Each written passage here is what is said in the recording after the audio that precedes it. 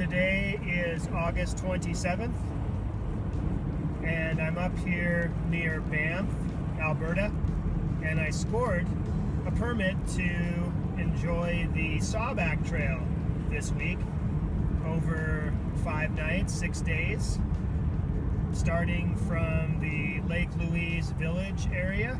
The trailhead's actually near the ski area there at Lake Louise, where I'll be starting. But first I'm going to drop a car off at Ski Nordquay, which is a ski resort just north of the town of Banff. The trail itself is entirely within Banff National Park, so it does require a permit up here in Grizzly Country. Yeah, it'll be my second time hiking in this area. Beautiful weather here, dramatic scenery, and looking forward to enjoying the Sawback Trail between Lake Louise and Banff this week. Special shout out to my dad for his help with the shuttle once again. It's always nice to have a shuttle that can hook me up in that way so I don't have to double back and pick up the car.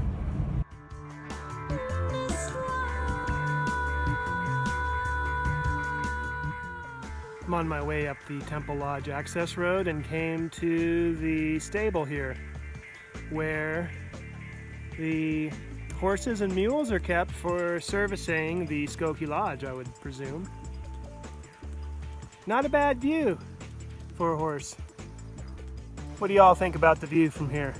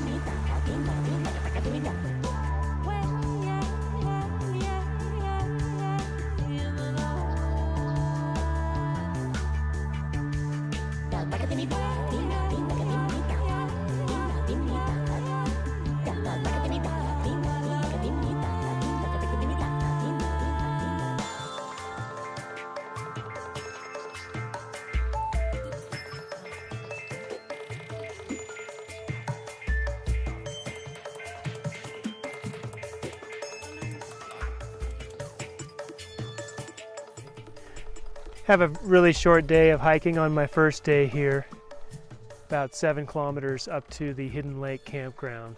That went pretty fast, so had some time to check out the Hidden Lake, for which the campground is named, and found that they're trying to repopulate the native trout population here. Apparently about 50 years ago there was an invasive species that mysteriously got introduced here, the brook trout.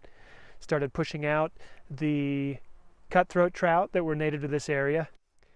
I recently read an article in National Geographic about the Yellowstone ecosystem and the trout there being pushed out by an invasive species of trout as well. Apparently the invasive trout would hang out only on the bottom of the lake, such that the bears couldn't even get to them, and perhaps other wildlife that depended on those trout to feed. Whereas the cutthroat trout would hang out in more shallow waters, such that bear and other wildlife would have an easier time feeding on them.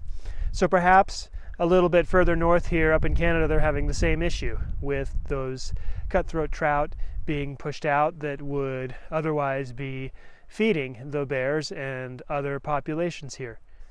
And as you can see behind me, there's a buoy out in the middle that must contain some sort of trap for those brook trout that mysteriously made their way into this lake and another lake in the area, some 50 years ago. But a beautiful panorama to enjoy. Got it all to myself at the moment. A little waterfall trickling down on the opposite side of the lake there. Just a couple patches of snow up high at this point in the year.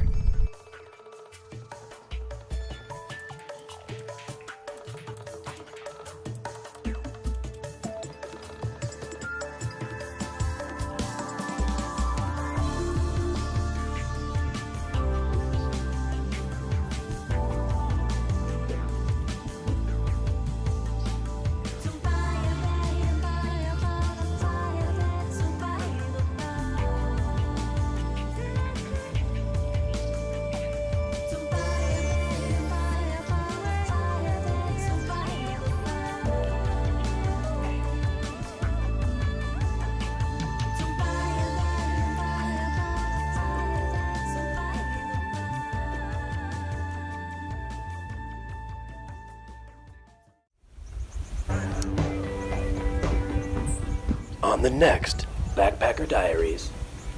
And today I've got roughly 12 kilometers to make it to the Wildflower campground. It's my first time seeing grizzlies this close.